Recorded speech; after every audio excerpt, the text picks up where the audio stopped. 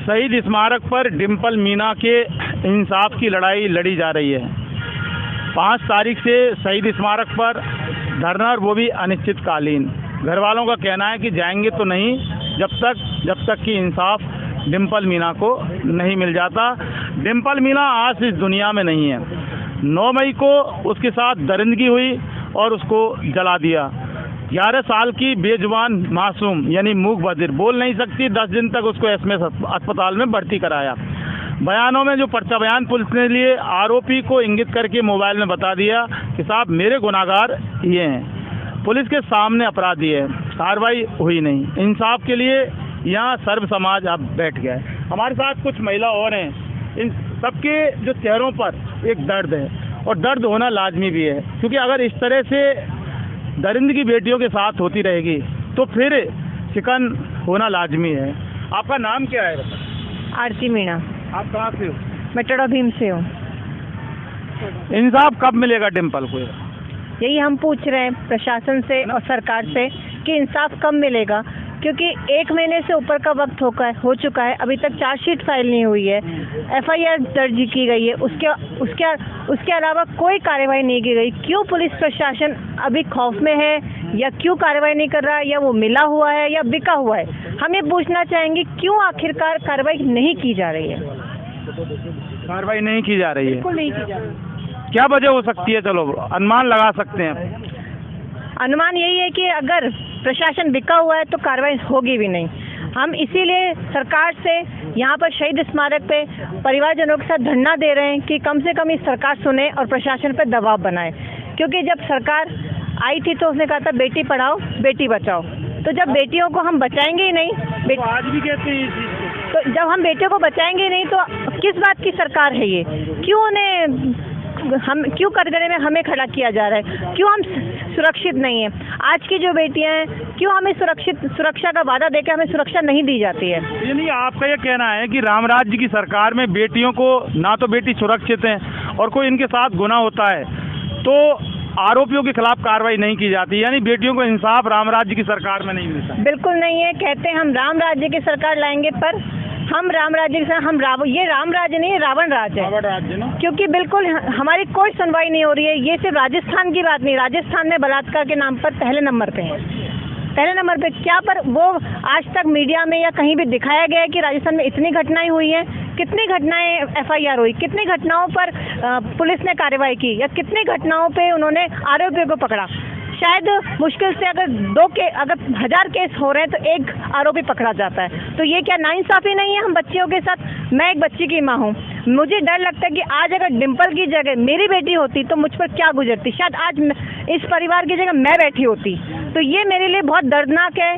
डिम्पल भी मेरी बच्ची जैसी है, क्योंकि 11 साल की मेरा खुद बच्चा है, वो बेजुबान, और वो भी बेजुबान है। वो अपना दर्द बयान नहीं कर सकती है। आप इस दर्द को समझिए।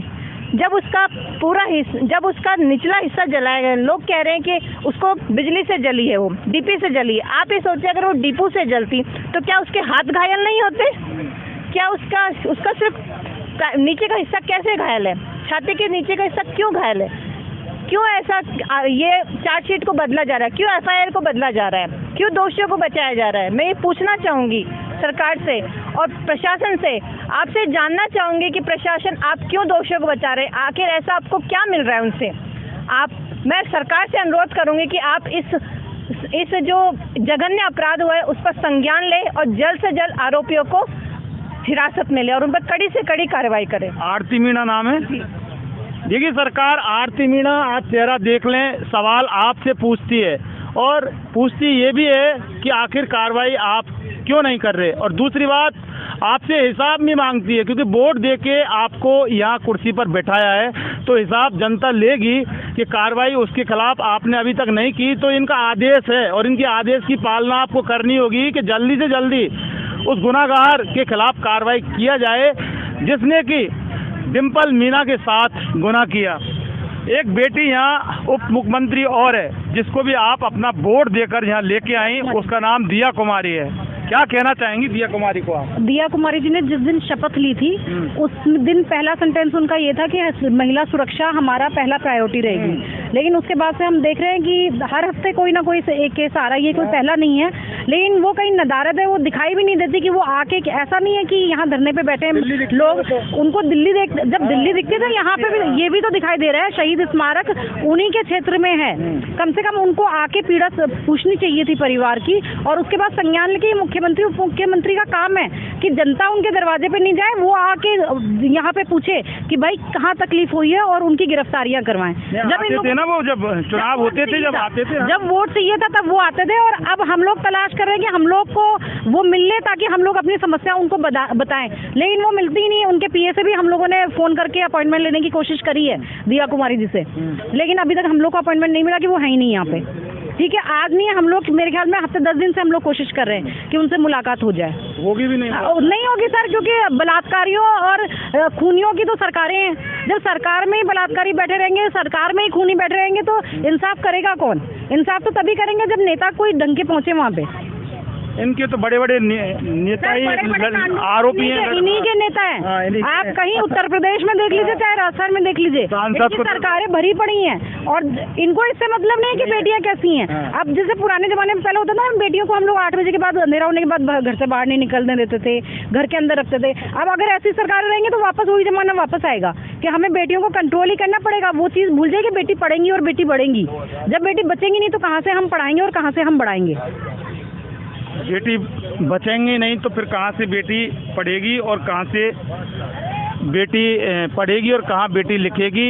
और जब बेटी होगी नहीं, सवाल ये है कि मामला तो बहुत गंभीर है ना। मामला तो गंभीर ही है, क्योंकि अभी तक हमें न्याय नहीं मिला है। आज 6ठा दिन है धरने का।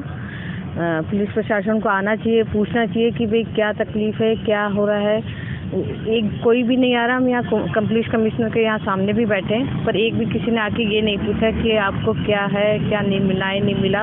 हमने डीजीपी को दे रखा है लिख के कि अभी तक कोई नहीं है। अगर इतना रहा तो हम आगे कुछ ना कुछ करेंगे।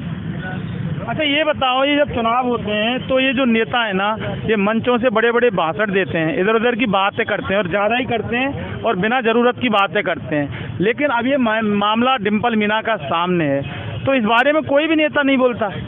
कोई नहीं बोलता, सब वोट के लिए या फिर कुर्सी के लिए बोलते हैं, वैसे कोई नहीं बोलता। या किसी पे भी अत्याचार हो रहा है या उनको कोई मतलब नहीं है, उनके वो सही रहे, बाकी का उनको कोई मतलब नहीं है। आम जनता कैसे रह रही है, कैसे जीवन व्यापन कर रही है, कैसे बहन बेटी को रख रही है, उनको कोई मतलब नहीं है। उनके आज हमारे साथ में हुआ है, कल उनकी बेटियों के साथ में होगा, नहीं होगा ना, उनकी बेटी सबके साथ में होगा, लेकिन उनको तभी समझ में आएगा तब उनकी बेटियों के साथ में होगा तब।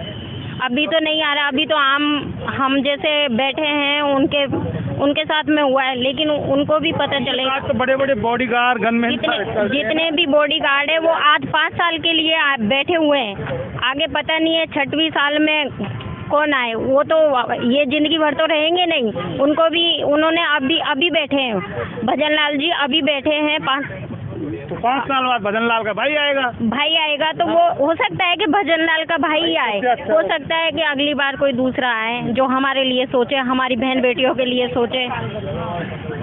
आपको तो जैसे पहले स्मृति ईरानी जी वो चूड़ियाँ लेके जाया करती थी ना, अब हम लोग को लगता है कि भजन लाल जी के लिए चूड़ियाँ और लहंगा लुगड़ी लेके हम लोग को जाना पड़ेगा कि आप मुंह छुपाओ, आपके राज्य में महिलाएं और बच्चियाँ सुरक्षित नहीं है, इसलिए बेटर है कि घूंघट हम लोग को निकालने की आवश्यकता नहीं है।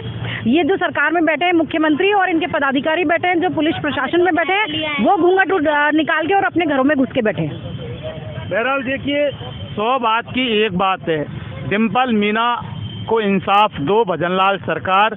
ये इन बेटियों का दर्द भी है, इनकी अंतरात्मा से निकली आवाज़ भी है। और वाकई डिम्पल मीना की बात करें तो वो कहीं, अब ये मान लो कि वो मरी नहीं है, वो यहीं इर्द गिर्द, वो यहीं उसकी आत्माएं भटक रही हैं और इंसाफ के लिए भटक रही हैं। वो आखिर ये कहती है कि भजनलाल सरकार, मैं आपकी बेटी हूँ, मेरा गुनाह क्या कि सिर्फ आपके राज्य में पैदा हुई। वो लड़की बेजुबान। आप इस बात को ऐसे मान के चलिए, ये जनता नहीं, यहाँ खुद डिम्पल मीना इंसाफ मांग रही है, अपने लिए जस्टिस मांग रही है, और वो कहती है कि आखिर मेरा गुनाह क्या। इन्वेस्टिगेशन मीडिया के लिए पवन कुमार के साथ शहीद स्मारक से मैं जितेंद्र शर्मा।